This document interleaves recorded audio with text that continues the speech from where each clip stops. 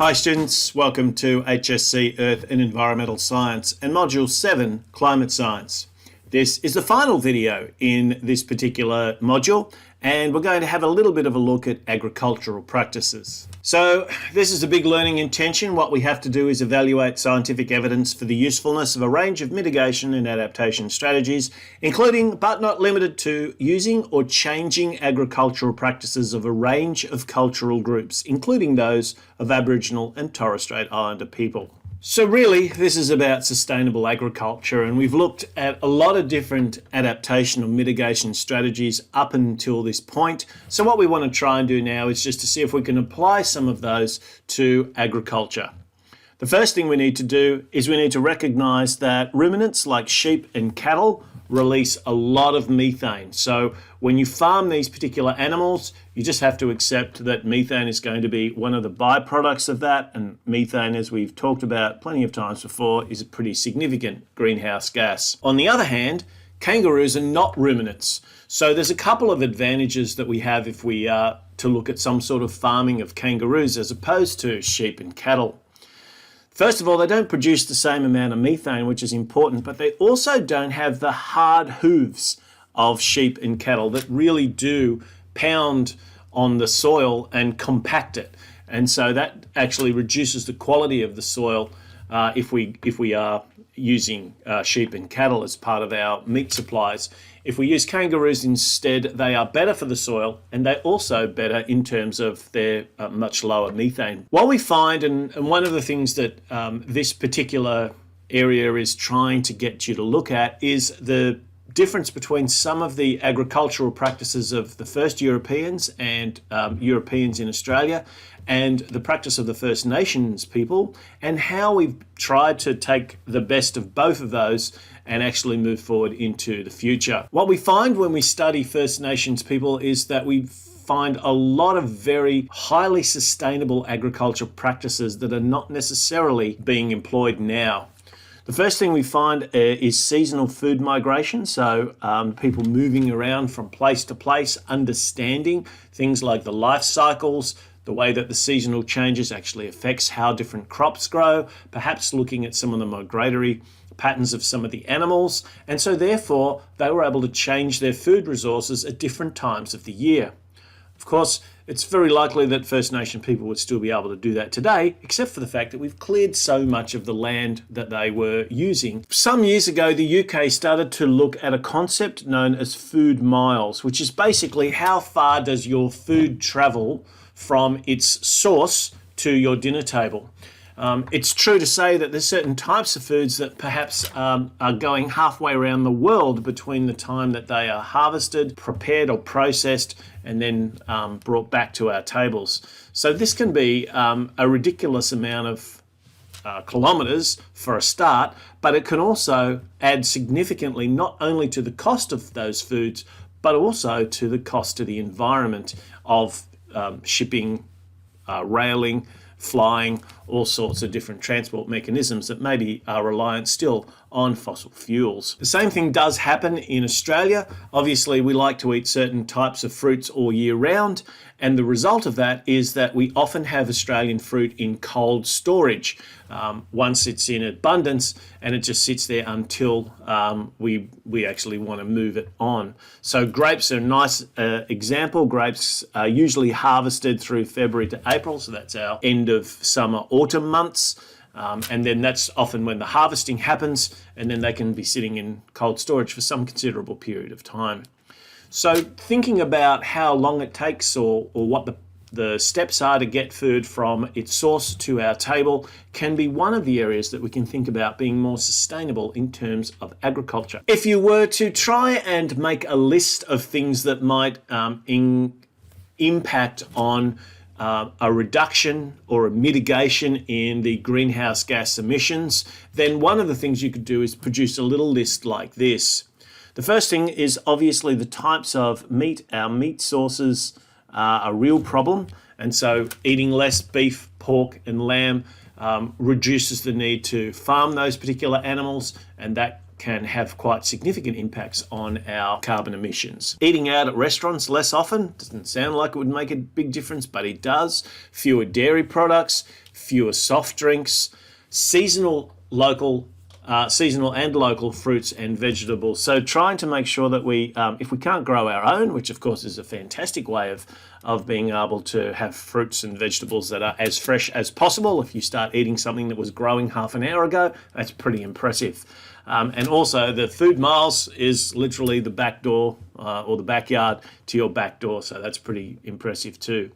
It also means that you're eating the stuff that's actually fresh at the time rather than having to snap freeze it, for example. Packaged snacks and junk food, obviously not great for weight or for general health, but also the higher the processing and packaging, the more likely they are to have significant impact on our carbon emissions and therefore are going to be contributing to the greenhouse effect. Looking for energy efficient devices is always important, and the refrigerator is one device that is on all the time. So if we can be more efficient with our refrigerators, that's one very important area. Those of you who like fishing, eating wild fish that are not endangered is also a very important component in sustainability. Less bottled water I've talked about previously. Walking to your local farmer's market or grocery store, pick up the fresh produce that's there.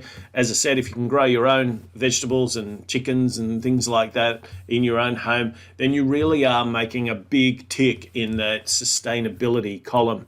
And these are the sorts of things that we're really interested in trying to do if we're serious about trying to minimize the cause of our greenhouse gas problems, our global warming problems, by those high emissions of carbon dioxide. But one of the other things that we have to look at in this particular video is how agricultural practices may have changed over time. And we've seen with some of the recent El Nino and La Nina effects just exactly what sort of impact changed agricultural practices can have. The one thing that we know most about the First Nations people in this country is they have a very deep connection to country. So a lot of what is done is out of respect for the complex relationship that exists between humans and everything that they see around them in their environment. And this has made an understanding of what's going on critically important. It also has impressed upon the First Nations people a real responsibility to look after the land. And so the best way to look after something is to have a good understanding of how it works. Cultural burning or fire stick farming is one really important practice that is critical in the Australian landscape, particularly for a lot of Australian natives, as the type of burn can influence the release of seeds for some Australian native plants, for example. It helped flush out game, but it also ensured that the fires were not so hot and so intense that it would actually kill a lot of the organisms there or stop the plants from regrowth afterwards. But we've seen with some of the horrendous bushfires that have happened recently, particularly linked to El Nino events, that if we don't think about our management of the bush, then we can end up with some really serious fires, and those fires wipe everything out. They don't give the animals enough of a chance to get out of the way in time. The smoke is very intense, the heat is very intense, and you end up with some very significant after effects from those sorts of fires.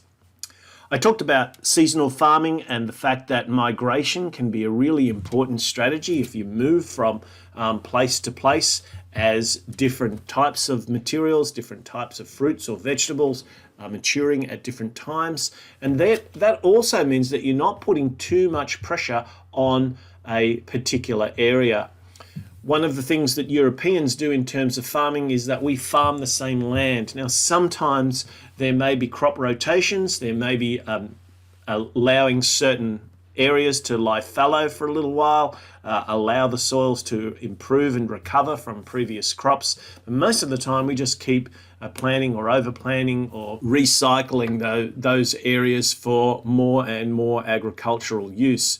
And so that really bleeds the nutrients out of the soils.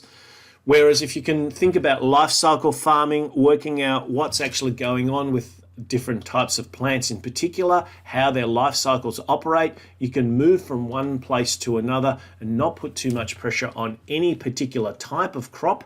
And that means that you can continue to have a range of different foods available at different times of the year. We've also seen the First Nations people involved in things like aquaculture, from actual hunting, the setting up of fish traps. Often the fish traps are set up in such a way as to allow smaller fish to get through, so there's a sustainability element to that, but also dams that were set up in order to try and trap the fish in certain areas, make it easier for them to be collected. Seed cultivation is also a practice that was and is still carried out to create things, I guess what we might call market gardens or community farms, little areas where you can replant these seeds in order to keep those crops going.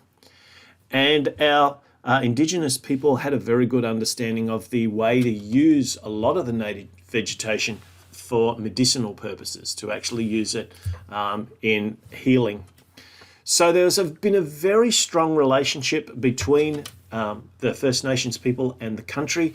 A really, really important thing that I think sometimes people who are pale, male and stale like myself don't always understand. And I'm talking to you about something that I don't have a deep understanding of. And so that's one of the reasons why we need more education. We need more information. We need to be able to understand some of these processes to fully appreciate exactly what a deep connection has been made with the country, and how successful those agricultural practices were, and how we try and get back to or develop into some really important sustainable agricultural practices that maybe adapt to the sorts of changes that we've wrought on the environment, in order that we have to try and minimize some of the impacts, such as extreme bushfires, but hopefully more importantly, to be able to mitigate against some of these significant greenhouse gases that are released, or at least are associated with agricultural practices, in order that we can have a much better future, not just for ourselves, but also for our children. And this is where Module 7 ends. Thanks very much for watching.